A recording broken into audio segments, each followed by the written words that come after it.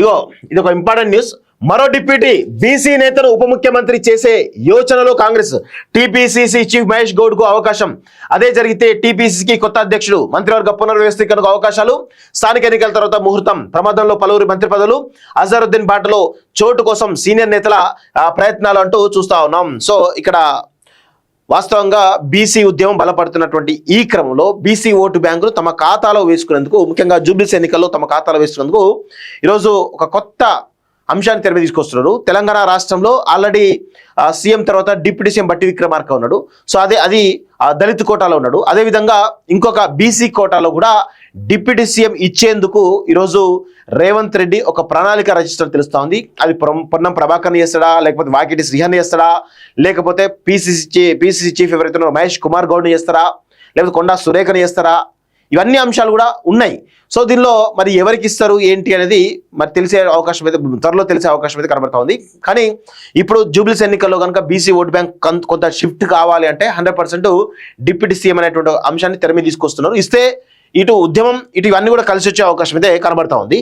So దీనిలో clear చూసినట్లయితే తెలంగాణలోని బీసీలను తమ ఓటు బ్యాంకు మలుచుకునేటువంటి ప్రయత్నాల్లో ఉన్నటువంటి కాంగ్రెస్ అధిష్టానం ఆ వర్గానికి చెందినటువంటి నేతను డిప్యూటీ సీఎం చేయనుందా? స్థానిక ఎన్నికల తర్వాత మంత్రి శాఖలో సమూల మార్పులు చోటు చేసుకున్నాయా? మంత్రివర్గ పునర్వ్యవస్థీకరణకు ఛాన్స్ ఉందా? కొందరు మంత్రుల స్థానే కొత్త ముఖాలు తీసుకునే అవకాశం ఉందా? కాంగ్రెస్ పార్టీ వర్గాల్లో ప్రస్తుతం జోరుగా జరుగుతున్నటువంటి చర్చ ఇది. అయితే జూబ్లీస్ ఉప ఎన్నికలు మంత్రుల పనితీరు బట్టి పునర్వ్యవస్థీకరణపై అధిష్టాన నిర్ణయాలు ఉంటాయని అంటున్నారు. వచ్చే పార్లమెంటు ఎన్నికల్లో తెలంగాణ నమూనాను ప్రచారస్త్రంగా చేసుకోవాలని నిర్ణయించినటువంటి కాంగ్రెస్ అధిష్టానం విధానపరమైనటువంటి అంశాలను తెలంగాణలో అమలు చేస్తూ వస్తుంది. జనాభాలో అత్యధికంగా ఉన్నటువంటి బీసీలను పార్టీ ఓటు బ్యాంక్గా మలుచుకునేటువంటి ప్రయత్నంలో భాగంగా బీసీ రిజర్వేషన్ అంశాన్ని తెర మీద తీసుకొచ్చిందంటూ చూస్తా ఉన్నాం కదా.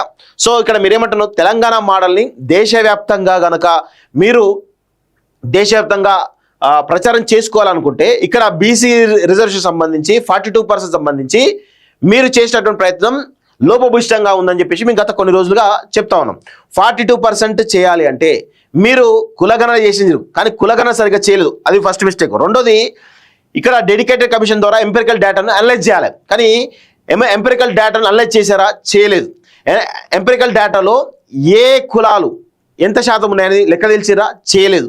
సో దీనివల్ల బీసీల్లో ఉన్నటువంటి బ్యాక్వర్డ్ క్లాసెస్ కావచ్చు, మోస్ట్ బ్యాక్వర్డ్ క్లాసెస్ కావచ్చు, సంచార జాతులు కావచ్చు, ఈ 3 అంశాల విషయానికి వచ్చినట్లయితే ఇటు ఎంబీసీలు ఎవరు, సంచార జాతులు ఎన్ని కులాలు, అసలు వీళ్ళ ప్రాతినిధ్యం ఏంది, రాజకీయ ప్రాతినిధ్యం కానీ ఆర్థిక ప్రాతినిధ్యం కానీ వివిధ రకాల అంశాలకు సంబంధించినటువంటి విషయంలో లెక్క తెలిసిరా? దాన్ని పబ్లిక్ డొమైన్లో పెట్టిరా? అభ్యంతరాలు స్వీకరించిరా? స్వీకరించి అభ్యర్థాలు మళ్ళీ అమలు చేసిరా? ఇవన్నీ జరిగినాయా? జరగలేదు. ఇవన్నీ జరగకుండా మీరు కేవలం బీసీలకు 42% అంటే బీసీలో ఉన్నటువంటి దాదాపు 134 కులాలు బీసీలు ఈరోజు తెలంగాణ రాష్ట్రంలో ఉంటే దానిలో 5-6 కులాలు మాత్రమే చట్టసభలో ప్రాతినిధ్యం ఉంది. ఒక 10-15 కులాలకు మాత్రమే ఈరోజు సర్పంచ్లుగా, ఎంపీటీసీలుగా, జెడ్పీటీసీలుగా, వార్డు మెంబర్లుగా అయినారు. దాదాపు 100 కులాలకు దగ్గరలో కనీస రాజకీయ ప్రాతినిధ్యం లేదు, అంటే వార్డు మెంబర్ కూడా లేడు. అలాంటి వాళ్ళకు మీరేం భరోసా ఇచ్చినట్టు? మీరు చేయాలి. ఇప్పుడు తమిళనాడు రిజర్వేషన్ మోడల్ తీసుకోండి. 30% బీసీలకి, 20% ఎంబీసీలకి, అదేవిధంగా 11% దళితులకి, 1% ఇంకోటి అనుకుంటా, మొత్తానికైతే ఒక రిజర్వేషన్ ప్యాటర్న్ చెప్పడం జరిగింది. 18%, దాదాపు 69% ఇవ్వడం జరిగింది తమిళనాడు రిజర్వేషన్ మోడల్. ఆ విధంగా చేసి ఉంటే మీరు బ్యాక్వర్డ్నెస్ ఏదైతుందో ఈ సంచార జాతుల్లో కానీ మోస్ట్ బ్యాక్వర్డ్ క్లాసెస్లో ఈ యొక్క బ్యాక్వర్డ్నెస్ కనుక చూపించి మీరు ఆ జీవో ఇంప్లిమెంట్ చేసినా కానీ ఈరోజు ఖచ్చితంగా దానికి కొట్టుబడేది కాదు. అలాంటి పరిస్థితుల్లో లోపభూయిష్టంగా ఉంది మీ యొక్క కార్యాచరణ. సో దానివల్ల మీరు ఈ మోడల్ని దేశవ్యాప్తంగా చెప్పుకోవడానికి లేదు. దయచేసి ఇప్పటికైనా కాంగ్రెస్ మారాల్సిన కోరుతా ఉన్నాం.